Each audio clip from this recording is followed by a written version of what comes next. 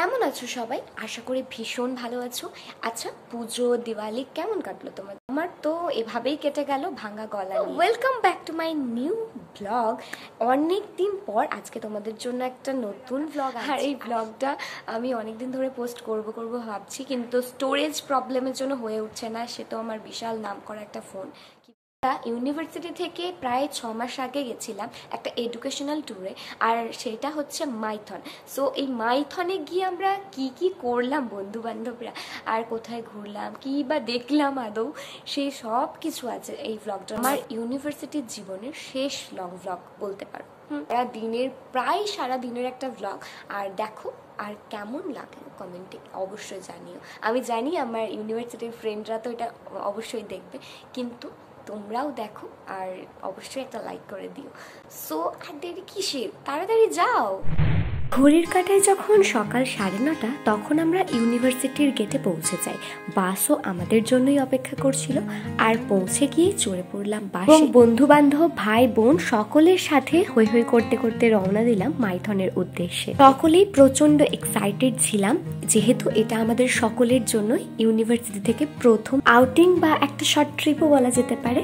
যাই হোক, আমরা বাসে চড়তেই কিন্তু আমাদের হাতে দিয়ে দেওয়া হয়েছিল ব্রেকফাস্টের করে কলা, বান, পাউরুটি এবং সাথে লাড্ডু। যদিও আমরা সকলে ব্রেকফাস্ট করেই এসেছিলাম বাড়ি থেকে।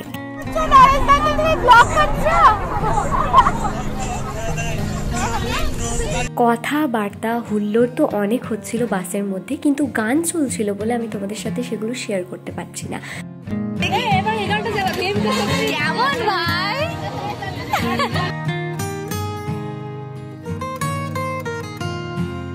গন্তব্যস্থলের প্রায় কাছাকাছি চলে এসেছি। এই যে বুঝতেই পারছো রাস্তা দেখে।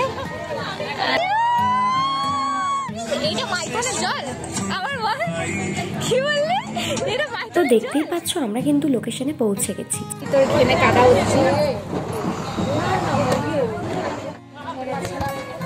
চিন্ময় দাদা আমাদের, বাকিরা সবাই নিজেদের কাজ করছে। ফাইনালি আমরা নেমে গেছি। বাবন হাই কর। হ্যালো গাইস, হ্যালো গাইস, এরা হ্যালো করো। হ্যাঁ, প্রথমবার কোথাও গেছি এটা ভেবে তো খুব ভালো লাগছিল, কিন্তু আমি কোনোদিন মাইথন যাইনি। কিন্তু মাইথনের এই ঘোলা জল দেখে আমার সত্যি একটু তো প্রথমে অস্বস্তি হচ্ছিল। এই রিয়েল ভার্সেস রিয়েলিটি দেখে আমার তো পুরো ময়ে ময়ে হয়ে গেছিল।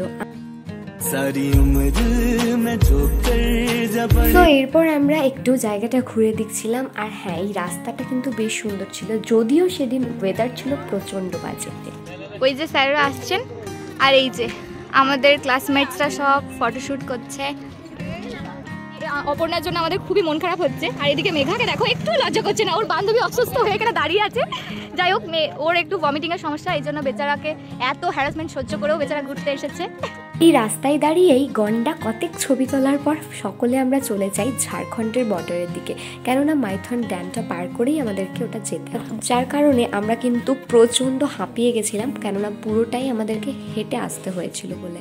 আর এদিকে ওয়েদারের জন্য তো প্রচণ্ড গরম করছিল। মাঝখানে আমরা নিয়ে নিয়েছিলাম 10 মিনিটের একটা ছোট্ট ব্রেক, যেখানে আমরা সকলে মিলে একটু করে কোল্ড ড্রিঙ্কসও খেয়েছিলাম।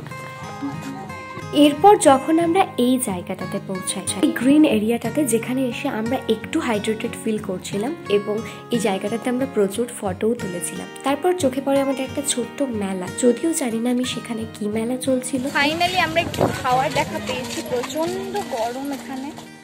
যেখানেই যাচ্ছিলাম দেখছিলাম জলের এই অবস্থা, আর সত্যি বলছি খুবই খারাপ লাগছিল, কেননা মনে হচ্ছিল আসাটাই যেন বৃথা হয়। ওয়েদারটা ওই বর্ষাকালের মতো ছিল, আর সব সময় একটা গরম ঠান্ডা ব্যাপার। যাই হোক, আমরা অনেক ছবিও তুলি আর অনেক এনজয়ও করেছিলাম সেদিন। এন্ড ফাইনালি আমরা দেখতে পেয়েছি, বোর্ড দেখতে পেয়েছি।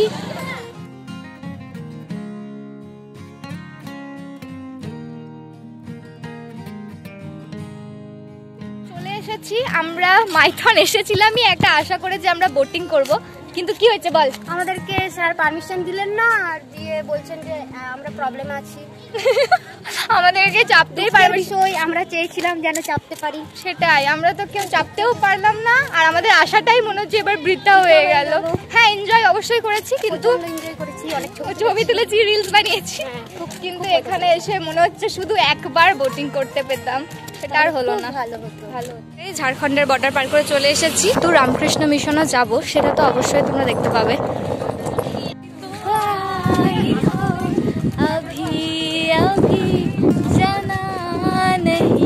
এইটুকুর মধ্যে আমাদের তো অনেক কিছুই দেখা হয়ে গিয়েছিল। আর হ্যাঁ, এরপর আমরা চলে এসেছিলাম বাসের দিকে, কেননা হঠাৎ ওয়েদার আরও খারাপ হতে থাকে এবং বৃষ্টিও নেমে যায়। টেম্পল আছে, টেম্পল। পাহাড়ে ঘুরতে এসেছি মনে হচ্ছে, আর টিপ টিপ বৃষ্টি পড়ছে, চারিদিকে নদী, আর এত ভালো লাগছে। ভিউটা দেখাই।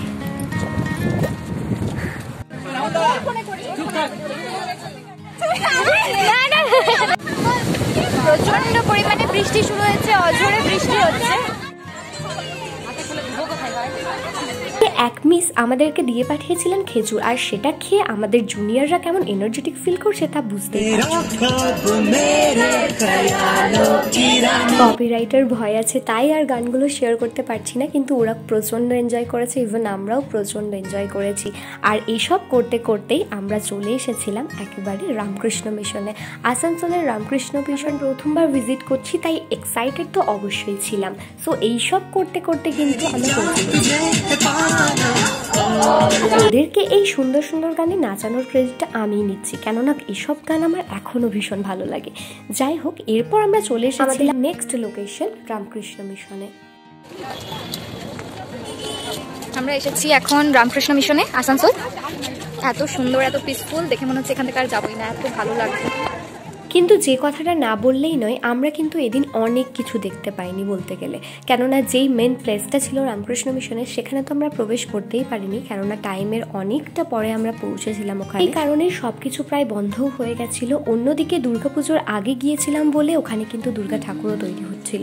যাই হোক, এইদিকে আমাদের অনেকটা সময় শুধু বাইরে ঘোরাঘুরি করতেই কেটে গিয়েছিল। এরপর তো আমাদেরকে লাঞ্চ দিয়ে দেওয়া হয়। বাসের বাইরে এইভাবে প্যাকেটিং করে খাবার দিয়ে দেওয়া হচ্ছে, আর এইখানে আছে চিকেন বিরিয়ানি।